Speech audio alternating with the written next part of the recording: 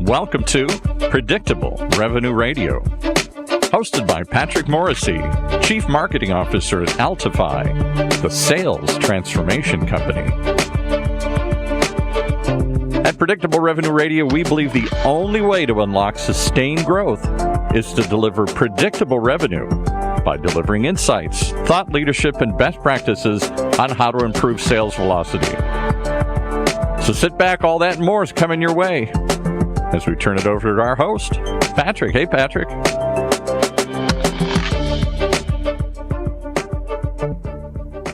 Good morning, Paul. This morning. I'm good. I'm always looking forward to who you brought with you here today. And I see the sun shining through in your end, so it's a little brighter than it is here. Yeah, well, we've got a little break in the rain, and we've got a discussion lined up to talk about how do you scale pipeline and how do you scale revenue. And the good news here is we have an expert joining us who has seen the film both at small scale, Series A to large scale publicly traded companies, talking about the art of the possible in terms of how do you scale the business and how do you scale the pipeline. So with that, I am pleased to welcome to the program this morning Ursula Ayrout, who is the CEO of Measure. Good morning, Ursula. Hey, good morning, Patrick. Thanks for having me on the phone. Thanks for joining us. And I'm interested to talk to you, Urs, because you are right in the middle of the conversation that everybody in sales and marketing is interested in doing better and doing more effectively, which is how do I generate more pipeline and more quality pipeline, and how do I actually grow and scale my revenue and scale my business? Give us a little bit of background on you and on Measure. Yeah, it's one of the reasons why I actually founded my company, Measure. We help startups scale their marketing and specifically around pipeline. So we put the lens of how do you deliver more pipeline through messaging and positioning, through your demand gen campaigns, and as well as through your marketing operations strategy. So customers come to us to help them really either get to their first 100 customers, scale, turn their Series A into a pipeline event, or if you're a well-established company, how do you then scale even faster and deliver a pipeline for new lines of business? My background, I've been in marketing for 20 years, technology companies. I spent the first 10 years at a company called Business Objects, which was then acquired by SAP. Then also joined Salesforce.com and Pantheon, which just received a round of funding yesterday for a Series D round. So a lot of different experiences working with different personas and target audiences, as well as different segments, small, medium, and large segments of the business. So trying to really understand how to orchestrate delivering pipeline for all lines of business as well as size of companies. Well, I have yet to meet any sales or marketing leader who thinks that they have too much pipeline. So we're having the right kind of conversation. I guess the thing I want to start with is really thinking about this in terms of what's it look like at scale. You mentioned having worked at the likes of Salesforce and SAP and Business Objects.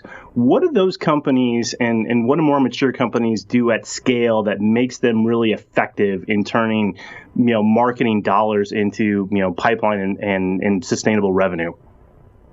Yeah, I think it starts with having an audacious goal. The leadership team really needs to get everyone aligned on here's what the number is going to be.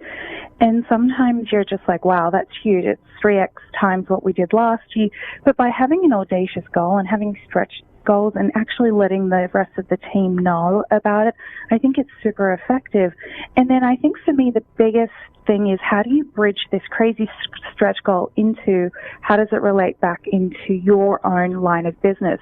So for marketing, how does a $100 million or $10 million goal in pipeline really relate back to you? So how do you break it down into easy chunks that you can then take action on? I think that's one of the biggest areas I think that can make a difference. Yeah, and you're hitting on a couple different things that I want to drill into a little bit, because everyone who's starting a company, and particularly in Silicon Valley, wants to be the next Salesforce or the next Box or insert name of high-flying company here.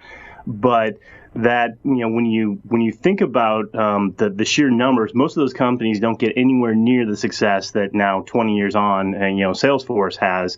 And And a lot of them, frankly, don't get out of the blocks. Or there's a lot of series, seed money and series money that never gets out of the blocks and never gets to the next level. Why is that? Yeah, I think a lot of people focus too much sometimes on the product, and they need it to be absolutely perfect before they can actually go out there and sell it. I also think the CEO needs to surround themselves with a lot of operators. What I mean by that is experts who know how to execute. I think the biggest factor for me is a lot of times founding teams and the first 10 folks of a company, whilst absolutely brilliant for the stage that they're in, they actually need to find a way to execute on. And a lot of times these folks don't have that execution skill set. So it's all about execution and then also consistency. And marketing tends to be the last hire of a company, and also sales as well. So how do you infuse that marketing headcount and that sales headcount to have an equal seat at the table in order for you to actually be successful? For some companies, making money feels like a dirty word, especially if you're in the developer ecosystem or you're selling to that buyer that just kind of cringes when they hear about marketing. And I think that's an assumption that needs to kind of be shifted through that. And that can sometimes take up to 2 years to shift that perception. We've had instances where we're helping these companies where for many years, they've had sign up for to use the product for free. And the minute we say, let's add in request a demo on the homepage, it takes up to 6 months to kind of change that mindset in order for them to be okay to actually sell their product. So I think it's an absolute mind shift. Yeah, and I want to come back to something you said just a second ago, which I tend to agree with, and I my suspicion is you have a point of view on it. The small company where you've got a founder, or a technical founder in development, then eventually at some point they hire sales, and then at some point they get around to hiring marketing, or they go raise a Series A and go, okay, now we need to just bring a marketing person in to do stuff and get us some pipeline. That I suspect is not the way you would design a company for success or for scale. Yeah, I think once a company starts hitting $500,000 to $1 million in ARR, I think it's really important to start making marketing more repeatable. What I see is a lot of different folks are trying all these really great tactics, and they've done a really great job in getting the company up to $500,000 or $1 million in ARR. But then the question is, how do you make it repeatable? And then how do you make it scalable? And then how do you build a team set up for long-term success? And I think that's the key distinction is how do you, once you hit the $1 million in ARR, how do you create a team that actually can scale with you? And I'm not suggesting anyone hire a CMO at the $1 million mark. I'm suggesting how do you kind of change that mindset and the framing for the CEO to really make marketing into a discipline. Yeah, well, and marketing as a discipline and having the right skill sets is one thing. And you commented earlier about the delta or the challenge with execution and making things more repeatable here. When you think about this from a Series A, so I get to $1 million in ARR, and the first thing I want to do is I want to figure out how to scale it. So I need to hire some marketing hotshot to come in and help me do that. What does it really take, when you having lived in that and having worked with companies who are in the middle of that? What's the hardest challenge to drive revenue and really to drive that sustainable pipeline once you get to a Series A? Yeah, I think for me the biggest challenge is who do you hire? What do you hire? What kind of skill set do you hire, right? The ultimate person you want to hire is somebody who has messaging and positioning, product marketing experience, then also somebody who's got demand gen experience. So a lot of times I really recommend folks to really think about what are the top 3 things they want from a marketer and list those as their 3 key bullet points. And anything else is a good to have. So most marketers kind of are heavy. They've grown up in product marketing.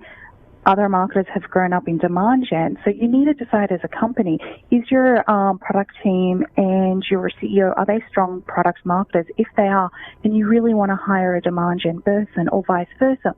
I find you can always hire a messaging and positioning strategist, but then you need somebody to execute on that. But what you really want to have as your core expertise is that demand gen, because you really need to start thinking about as soon as you get your Series A, how do you turn that Series A into pipeline? You need to start thinking about how do you create that inbound marketing engine as quickly as possible.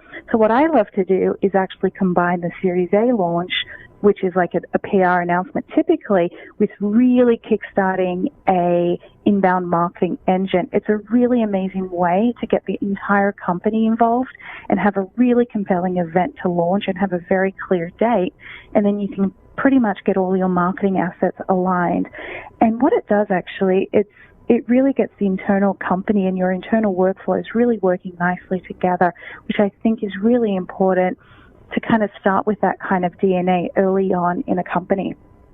Well, and do you find when you're working with companies at a Series A that they have clarity about their market and their ideal customer profile, and that the sales team is clear about what they're actually hunting? Because you mentioned a second ago that, hey, when you interface with a company, you need to find out what are their top three things that they want.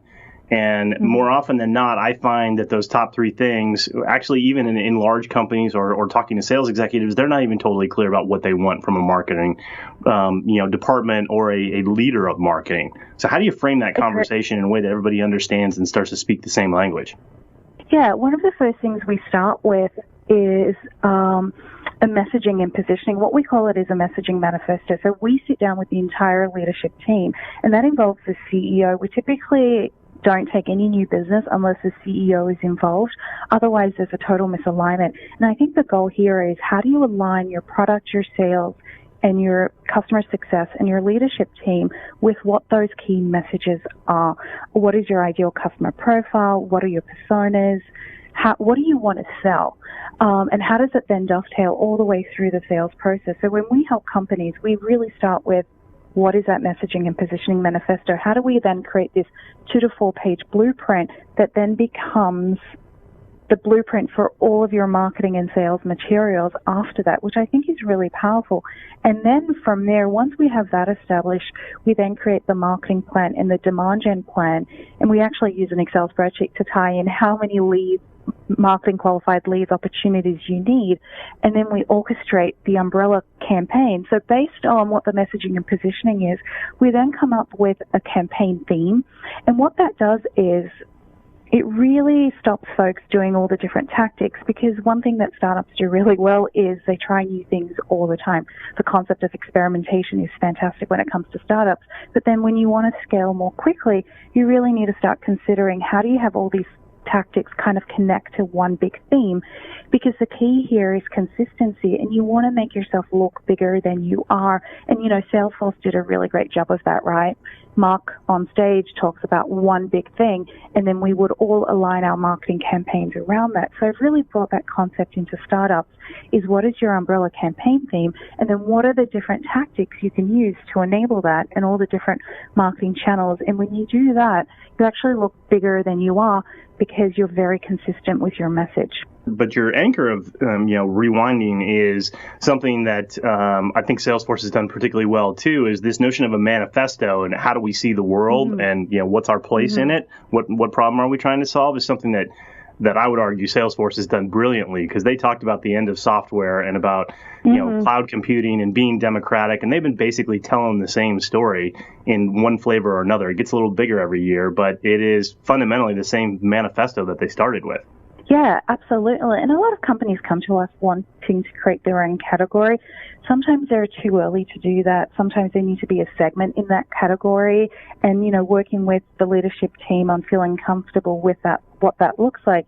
And what's really interesting, when we create these messaging manifestos, we have probably 3-4 rounds, and then the CEO goes off, kind of ignores it for a couple of weeks, then comes back and then speaks to the market, and then comes back and then realigns the entire team together, which I think is really powerful way to then, have a blockbuster manifesto. Then what we then do is take that and produce marketing copy, website copy that is more lead gen based. We produce a foundational white paper, and then we produce all those marketing tactics and then the marketing operations to then really go out to market. And then that becomes the key campaign for the entire year. And then the goal there is how do you hire to kind of grow that sales pipeline. Absolutely. That's a good thought. Let's pause right there for a second and pay a couple bills, and we'll pick that right back up. You're only as successful as your customers, and that demands the need for an exceptional sales execution, revenue retention, and customer success. The challenge for most sales leaders and their teams, however, is that their sales process just doesn't match how their customers buy. Sustained growth isn't possible because the revenue team isn't aligned with customers and prospects. With Altify's sales transformation solutions, companies can deliver predictable revenue growth. Yes, we said predictable revenue growth. They can also acquire and retain customers, and they can collaborate across the revenue team to qualify and win new business while delivering value that unlocks cross-sell and upsell opportunities. Built natively on the Salesforce platform, Altify helps salespeople, managers, and executives achieve sustained revenue growth. They help accelerate sales performance for Autodesk, Comcast, GE, Honeywell, Salesforce, Tableau, and United Healthcare. They can do the same for you. Visit Altify.com, just like it sounds, Altify, Altify.com. All right, back to Patrick and his guest. Thanks, Paul. And we're here with Ursula Ayrout, the CEO of Measure. And we were just talking as we went into the break, Ursula, about how do you connect the different pieces from manifesto to website copy to, really trying to build an inbound funnel. And also the thing that I want to come back to that you mentioned was using this, putting all these pieces together in a way to activate the entire company. Which was a little bit of an aha for me. How do you think about, marketing's role in terms of not just, to your point earlier, punching bigger and going from a Series A to looking like a bigger company, but how do you use that to actually activate the entirety of the team? Yeah, once you have, I think the messaging and positioning is a really incredible instrument to getting the entire company involved. For you to be successful in marketing, you need to definitely involve the sales team. You need the buy-in from the VP of sales or the head of sales to actually want to go out there and use the words that you've put together. And the way we do that is we actually join a lot of sales calls when we're doing our messaging manifesto. We join all different sales calls at different stages in their sales pipeline. We also jump on customer success calls because what we want to hear is, one, how people are selling and messaging to enable that.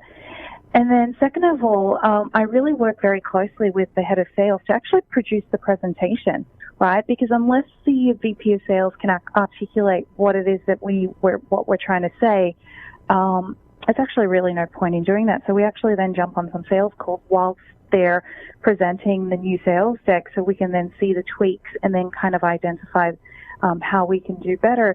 And, the product management team is such a key component with building your messaging manifesto, because a lot of times you don't want to build your messaging and positioning for what product you have right now. You want to actually look at the product roadmap and see what's coming up in the next year or so, because that could really shift what your category definition is, but also how you're going to beat your competitors. So we actually look at all of that landscape between sales, between product management, and then also customer success and what the customers are saying we're either over-promising on or under-promising on.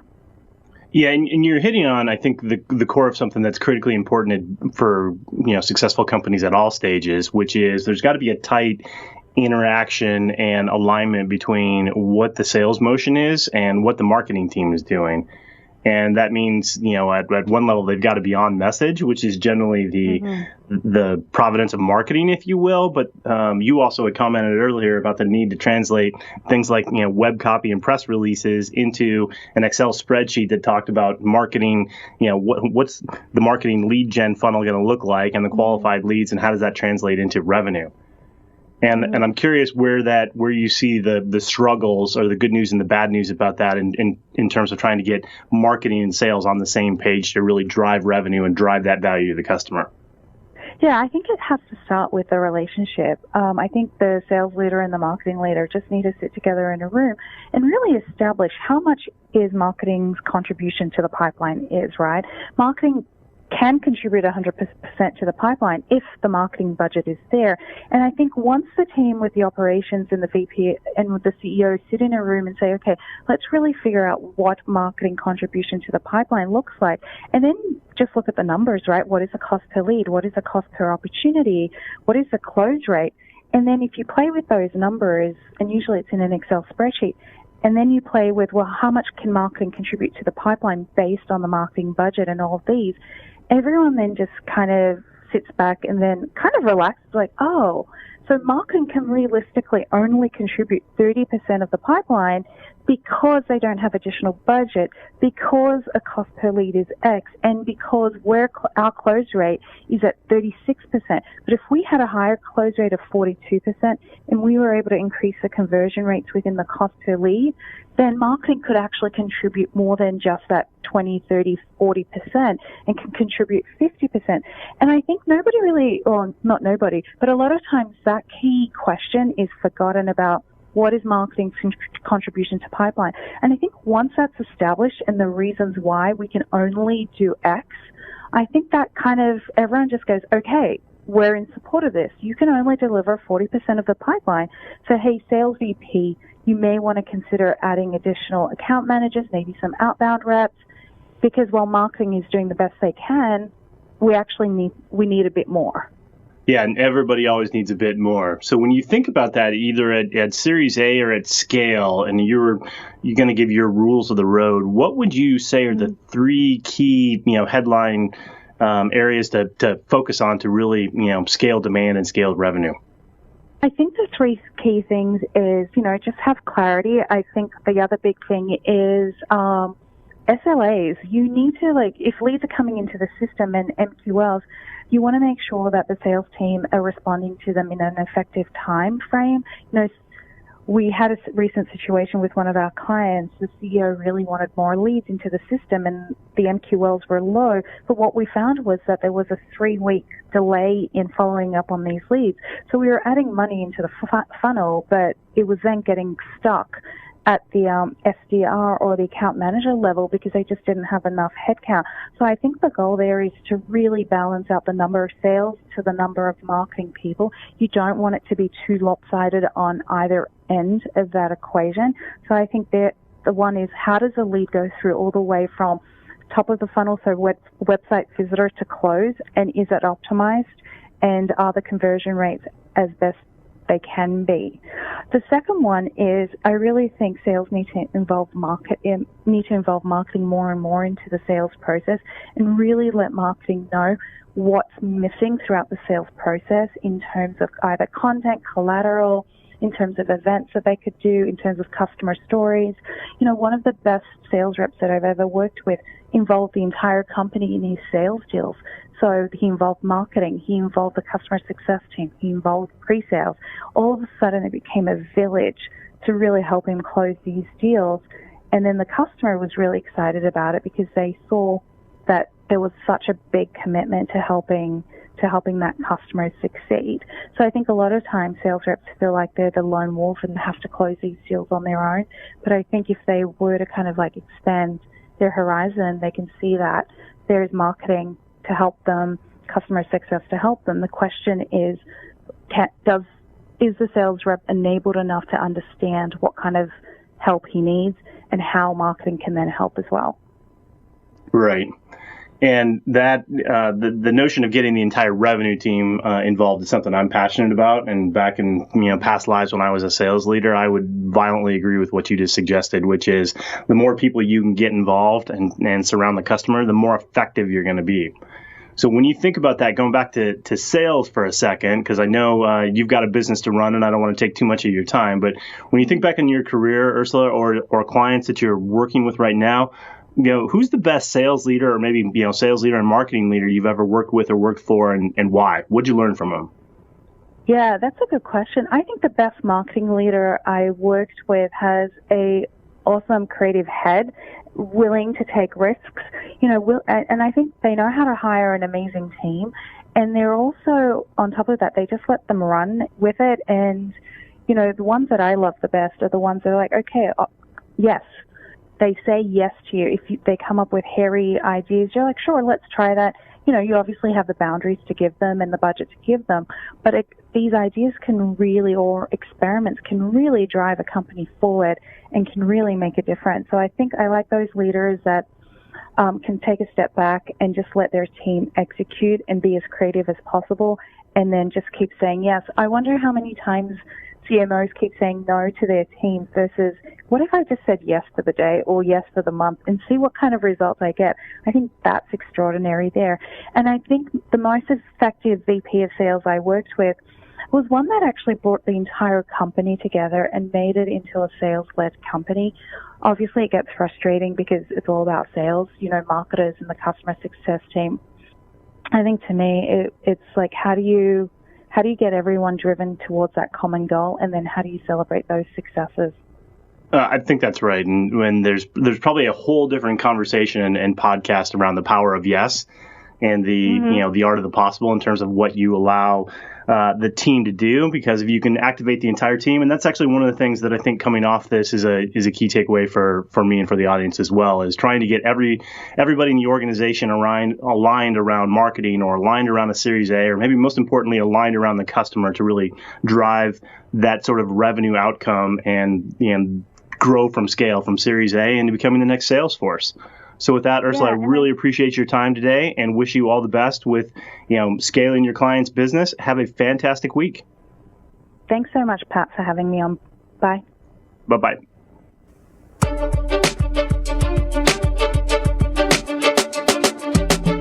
You've been listening to Predictable Revenue Radio with your host, Patrick Morrissey, Chief Marketing Officer at Altify, the sales transformation company. One of the many shows here on the ever-growing Funnel Radio channel for at-work listeners like you.